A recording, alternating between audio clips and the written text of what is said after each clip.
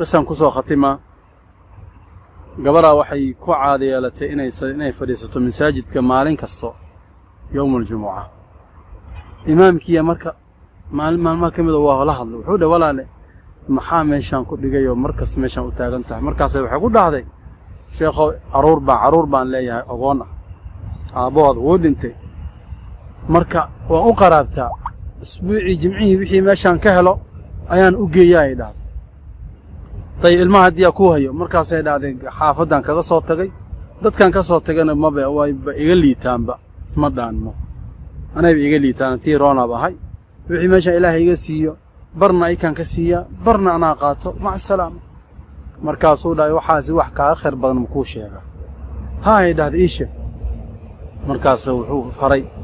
لا حول ولا قوة إلا بالله سبحان الله والحمد لله ولا إله إلا الله والله أكبر أذكرتها سوف فري إنها بينك يسو استاكتو إلهي سبحانه وتعالى إبرسه وإلهي جل جلاله لبطئن وكبحيه إن إلهي ويديسه أيوب بري شيخي جمعيه كحكتي ما إيماني تي لوات ما إيماني تي سدحاد ولا واي شيخي وحوب بلعبة إنه قبضي تفقد كسمي يعافد دقنتها يحال كذا صور نقضي مرمناش شاينس وايد متي أم إله بقى أفري إنه راديو شيخي دمعي بعد بحث عميق بارتان كذب وحو تغي قرقيد قبضي يقول قور سدي نينو غني من فنتي مركاسي ددك جوغي او غني سنان غورسدي غوري فيلا او قروح بدن لا دجي حالده اسكو توستي ايو waxa weeyaan soo ogaadi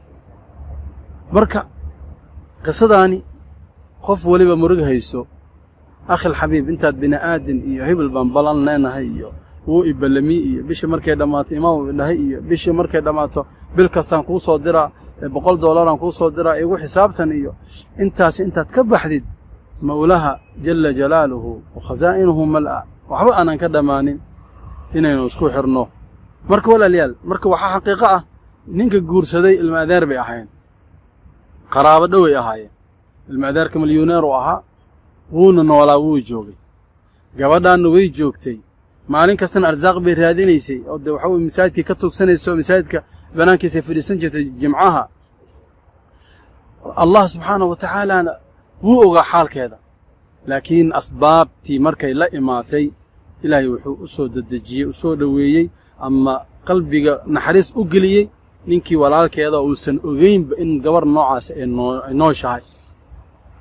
ilaahay wuxuu ku ilhaamay inuu guursado aydi ilmahaadana nolol wanaagsan ku nooleeyo